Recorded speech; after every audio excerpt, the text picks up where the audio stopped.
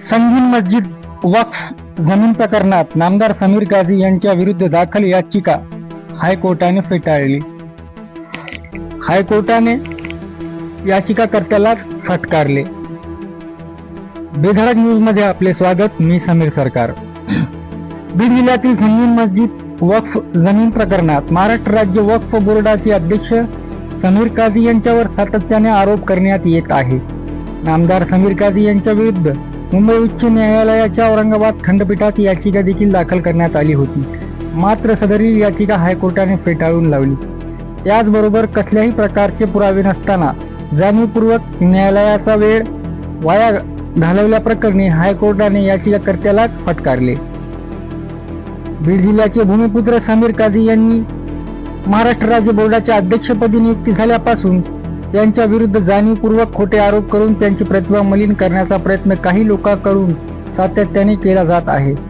अंबाजोगाई येथील संगीन मस्जिद अंतर्गत वक्फ बोर्डाची जमीन बोर्डाचे अध्यक्ष समीर काझी यांनी बळकावली असा कथित आरोप करत काहींनी समीर काझी यांना टार्गेट केले होते.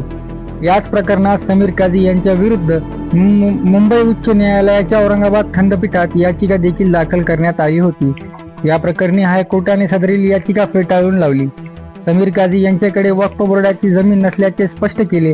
एवढेच नव्हे तर याचिकाकर्त्याने जाणीवपूर्वक वैयक्तिक द्वेषातून कसल्याही प्रकारचे पुरावे नसताना याचिका दाखल करून न्यायालयाचा आणि संबंधित यंत्रणेचा वेळ वाया घालवला म्हणून हायकोर्टाने याचिकाकर्त्याला चांगलेच फटकारले. नामदार समीर काझी यांच्या वतीने ॲडव्होकेट सय्यद तौसिफ आणि ज्येष्ठ विधितज्ञ ॲडव्होकेट राजेंद्र देशमुख यांनी काम पाहिले.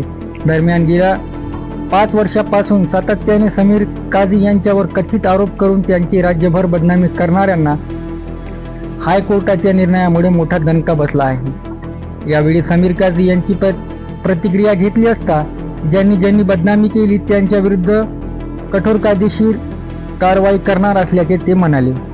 बेधडक न्यूजसाठी मी समीर सरकार, बीड.